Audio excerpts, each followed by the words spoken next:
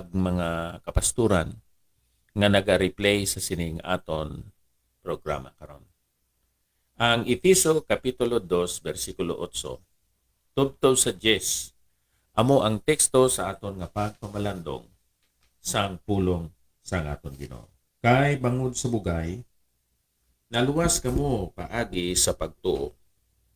Kag ini indi inyo kaugalingon nga buhat. Ini amo ang dulot sang Dios. Hindi bangod sa mga buhat basi ang bisan sinong tao magpabugal. Kay mga binuhat kita niya nga gintuga kay Kristo Jesus nga sa mga buhat nga maayo, nga ginaman nga daan sang Dios agod nga maggawi kita sa ila. Kabay ang Ginoo magapakamayo sa sining pulong sang aton Ginoo sa aton nga pagpamalandong karon. Aton tun-an nga ang kaluwasan bangod sang bugay sang Dios, sa grace sang Dios. Kag ang paagi agud nga mabaton ang amo nga kaluwasan, amo ang pagtuo. So hambalan naton ang basihan kag ang paagi sang kaluwasan. Siling diri sa bersikulo 8, kay bangod sa bugay. Sino gali ang may bugay? May grace. Siyempre ang aton Dios. Ang iya nga bugay amo ini ang iya maayo nga hatag para sa mga tao nga hindi dapat nga hatagan sang maayo. Ano ang mga kabangdanan nga ikaw kag ako subong mga tao hindi takos nga hatagan sang maayo? Ang aton passage abyan para sa sina nakita sa Roma Kapitulo 5. Sa Roma Kapitulo 5, versikulo 6, nagasiling diri, sang mga maluya pa kita, si Kristo napatay, sa nagakaigo nga panag-on tungod sa mga di Diyos nun. Diri sa versikulo 6, ang pulong nga nagalaragway sa tawa mo ini, siya maluya. Wala siya sang kusog o kun gahom. Sa paghimo sang maayo nga buhat, nga makapahamuot sa sining matarong kagbalaan nga Dios. Kaya ang aton gani mga pagkamatarong sa tubangan sang Dios, kaangay lang sang trapo nga mahigko. Kaangay ina sang bindahi nga ginputos sa pilas o kunubag, kag nga angay na nga pagailisan. Ginahaboy ina. Ang imo kag akon maayo nga buhat sa tubangan sang Dios, hindi niya mabaton. Tungod kay nadagtaan ini sang aton pagkamalauton kag mga sala. Maluya kita. Sa bersikulo 6 sa gihapon Roma 5, si Kristo sa in due time napatay siya para sa mga di Diyos nun. Hindi Diyos nun. Hindi matarong, hindi balaan, hindi mabuot ng mga tao. Si Jesus nagpakamatay para sa mga hindi Diyos nun. Ikatatlo, Roma 5:8. Ang Diyos nagpahayag, nagpasundayag sang iya nga gugma sa aton, nga sang mga makasasala pa kita, si Kristo nagpakamatay para sa aton. So ikatatlo nga pulong mga makasasala kita. Ang dapat kag angay nga pagahimuon sang Dios amo nga kita pagasilutan sa aton nga mga sala. Kag sa bersikulo 10, kay kun sa mga kaaway pa kita gin pasag-uli kita sa Dios paagi sa kamatayon sang iya anak. Labi pa karon nga gin pasag-uli kita maluwas paagi sa iya nga kabuhi. Abyan si Ginoong Hesus nagbayad sang aton nga mga sala. Hindi kita angay hatagan sang bugay kay kita mga maluya, hindi Dios nun makasasala kag mga kaaway sang Dios. Pero si Ginoong Hesus amo ang naghatag sang kasulbaran sang aton problema tungod sang sala.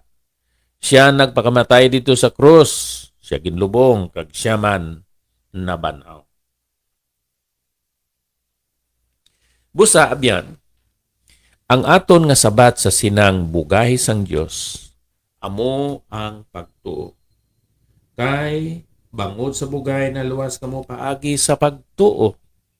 Amo ina ang paagi sang kaluwasan. Amo ina ang paagi agod nga mabato naton ang dulot sang kaluwasan. Nga amo ang kabuhi nga wala sang katapusan. Ang pagtuo nga nagtandog sang imo ihibalo, sang imo balatyagon, kag sang imo kabubuton. Dira sa Santiago Kapitulo 2, aton makita nga may mga tao nga nagasiling nga sila may pagtuo sa Dios. Pero ina nga pagtuo hasta lang dira sa ila ihibalo. May mga tao man nga nagasiling nagatuo sila sa Dios kag nagahibi-hibi pagani sa panahon sang Semana Santa. Kadali sa ila magibi kung maghambal ikaw sa mga butang nga mga espirituhanon. Kag sa tapos sang pila ka adlaw, magabalik laman sila sa ila mga tinunto kag mga bisyo. Amo ina nga say sang pagtuo ang iya sang mga demonyo. Nagatuo ka nga may isa lang ka Dios, nagahimo ka sang maayo. Bisan pagani ang mga demonyo, nagatuo man, kag nagakurog pa, meaning na may emotion. Pero hindi man sila maluwas. Pero diri sa sini nga passage sa Santiago Kapitulo 2, may duha ka mga individuals nga gihinganlan si Abram kag si Rahab. Ini si Abraham, amo ni siya ang amay sang pagtuo sang mga matuod nga naluwas nga Israelites kag sang mga hintil nga nahimo nga mga Kristiyanon. He's the father of faith, he is the friend of God. Ano gali ang kahimtangan ni Abraham kag ni Rahab sa wala pa sila magsalig sa Dios? Kung imo usisahon abyan, diri sa versikulo 23 o sugod pagani sa versikulo 21, si Abraham sa pagkamatuod naluwas. Kay ang iya nga pagtuo hindi lang hasta sa iya nga huna-huna siya balatyagon, gaabot gid sa iya kabuton sa iya nga kabuhi. Wala bala si Abraham nga aton amay pagpakamatarunga paagi sa mga binuhatan sang ginhalad niya ang iyanak nga si Isaac sa halaran? Imo nakita nga ang pagtuo nagahikot kaupod sang iya mga binuhatan. Kagbangod sa mga binuhatan ang pagtuo ginhimpit. Kag natuman ang kasulatan nga nagasiling si Abraham nagtuo sa Dios, kag ginkabig ini sa iya nga sa pagkamatarong. Kag gintawag siya nga abyan sang Dios. Kung sa aton pa abyan ang pagtuo nga makaluwas, kung may kahigyunan, magagwa gid ina pinaagi sa maayo nga buhat. Hindi nga lain ang maayo nga buhat, kundi ang pagtuo napahayag pinaagi sa iya nga binuhatan. Siya ay idolatros nga say isang tao. Ikadua, may immoral nga babae kag siya amo si Rahab. Isa siya ka babae nga nagabaligya sang iya lawas, sang iya unod. Nagapabayad siya, prostitute siya, call girl siya. Pero siya nagsalig sa Dios. Kaangay sa mga katawan sa Israel, ining babae nga taga Jericho nagsalig sa Ginoo. Ang iya nga pagtuo hindi lang kaangay sang pagtuo sang mga taga Jericho nga nakahibalo sang ginhimo sang Dios sa mga hari.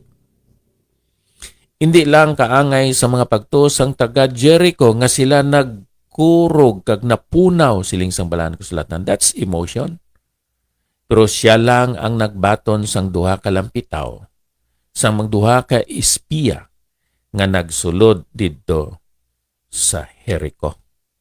Isa siya ka babae nga immoral pero tungod kay ang iya pagtugin tawag sang isa ka commentator, dynamic, may gahom sa pagbag-o. sang iya nga kabuhi. So ang pagtuo nga makaluwas kag makabaton sinang bugay sang Dios, pagtuo nga nagtandog sang ihibalo, balatyagon kag kabubuton. Siling sang isa kun ang imo pagtuo wala nakabag-o sang imo nga kabuhi, ina nga pagtuo indi makaluwas sang imo nga kalag. If your faith has not changed your life, your faith could not save your soul. Matuod inaabyan. Siling diri sa Efeso 2:8, kay bangod sa bugay kamo naluwas pinaagi sa inyo nga pagtuo. Kag ini indi inyo kaugalingon nga maayong buhat.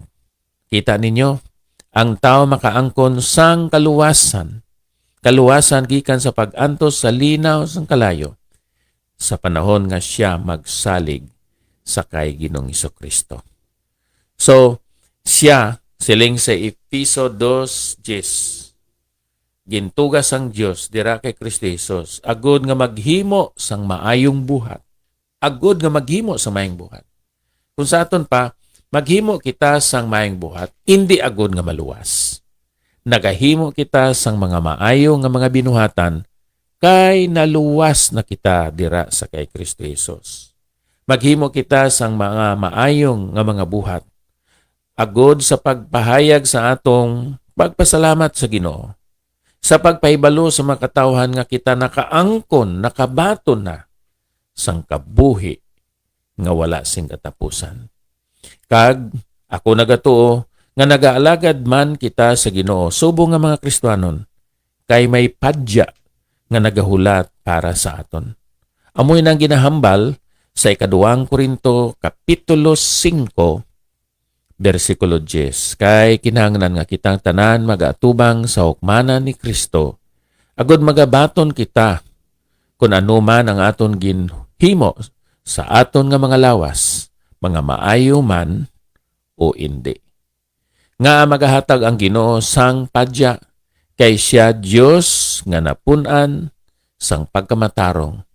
Siya may hustisya nga sahi sang Dios. So amo ni abyan ang basihan sang kaluwasan, amo ang bugay sang Dios. Ang paagi sang kaluwasan, amo ang pagsalig o pagtuo. Ang resulta, bunga sang amo nga kaluwasan, amo ang maayo nga buhat.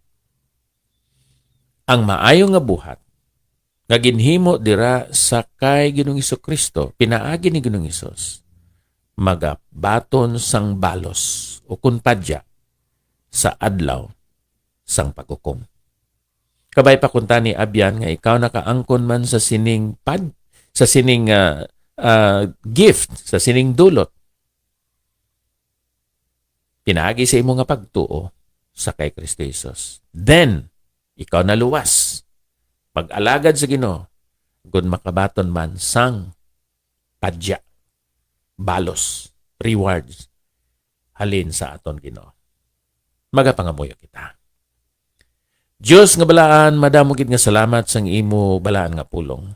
Pakamayo ini sa kabuhi sa mga nagapamati. Kag kabay nga imo paligunon ang ila mga tinindugan, ang ila mga konviksyon, kag ang ila mga prinsipyo sa ilang mga kabuhi. Mag-aalagad kami sa imo nga may gugma, kalipay, kag pagpasalamat sa ngalan ni Ginoong Hesus. Amen. Nairel salamat gid sa imo nga pag-replay sa sining aton segment karon. No greater love is no